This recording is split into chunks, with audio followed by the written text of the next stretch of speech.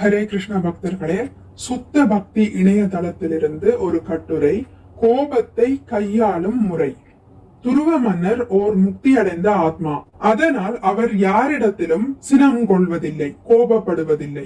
ஆனாலும் அவர் ஒரு நாட்டை ஆளும் மன்னராக இருந்ததால் சட்ட ஒழுங்கை காப்பதற்காக அவர் சில நேரம் ஆத்திரமடைவது அவரது கடமையாகிறது.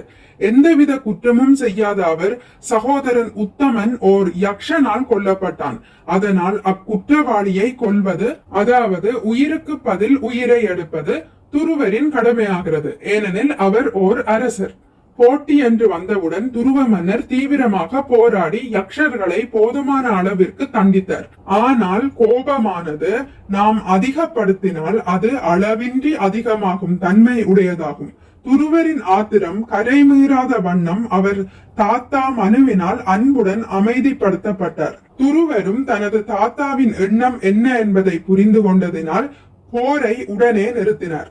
ஸ்லோகத்தில் உள்ள ஸ்ருதேன பூயஷா, அதாவது தொடர்ந்து கேட்பதினால் எனும் சொல் மிகவும் முக்கியத்துவம் வாய்ந்ததாகும். பக்தி தொண்டை பற்றி தொடர்ந்து கேட்பதன் மூலம் பக்தி தொண்டிற்கு தீங்கிழைக்கும் ஆத்திரத்தினை அடக்க முடியும். ஸ்ரீல பரீட்சித்து மகாராஜா பகவானின் திருவிளையாடல்களை பற்றி தொடர்ந்து கேட்பது என்னும் சஞ்சீவியானது அனைத்து நோய்களையும் நீக்கும் என்று கூறுகிறார்.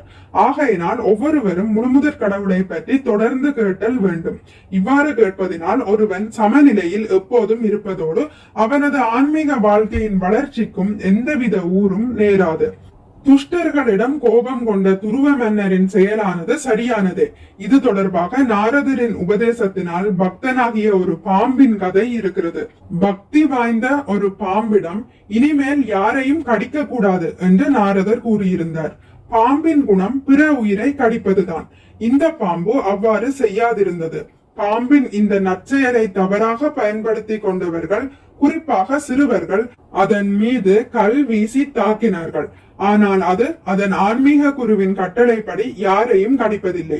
சிறிது காலத்திற்கு பின் அது தனது ஆன்மீக குருவான நாரதரை சந்தித்த பொழுது, நான் பிற உயிர்களை கடிப்பது என்னும் எனது துஷ்ட குணத்தை விட்டுவிட்டேன்.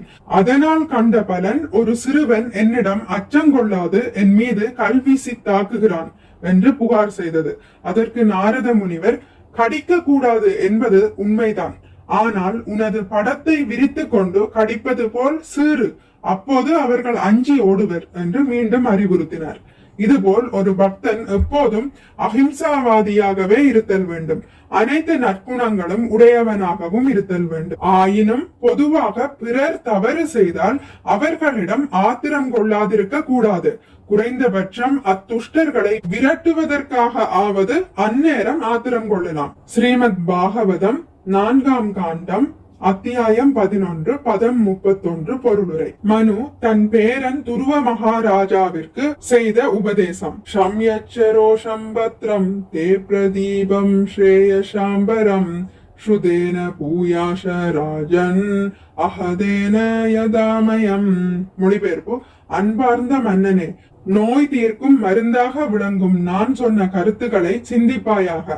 சினம் ஒளி ஆன்மீக உணர்வு பாதையில் முன்னேற விடாது தடுக்கும் மோசமான எதிரி இச்சினமே ஆகும். உனக்கு அனைத்து சிறப்புகளும் உண்டாவதாக.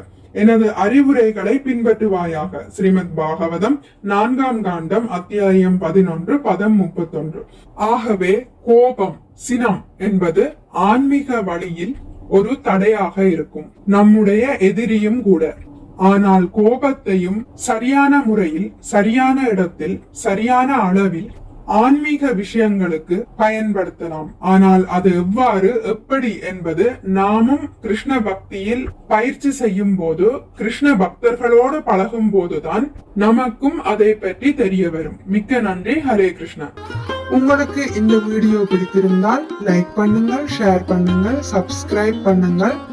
நோட்டிபிகேஷன் பெல்லை அழுத்துவதன் மூலம் அடுத்த பதிவுகள் உங்களை வந்தடையும். பகவான் ஸ்ரீ கிருஷ்ணரை பற்றி கேட்டு மகிழ்வோம். ஹரே கிருஷ்ணா.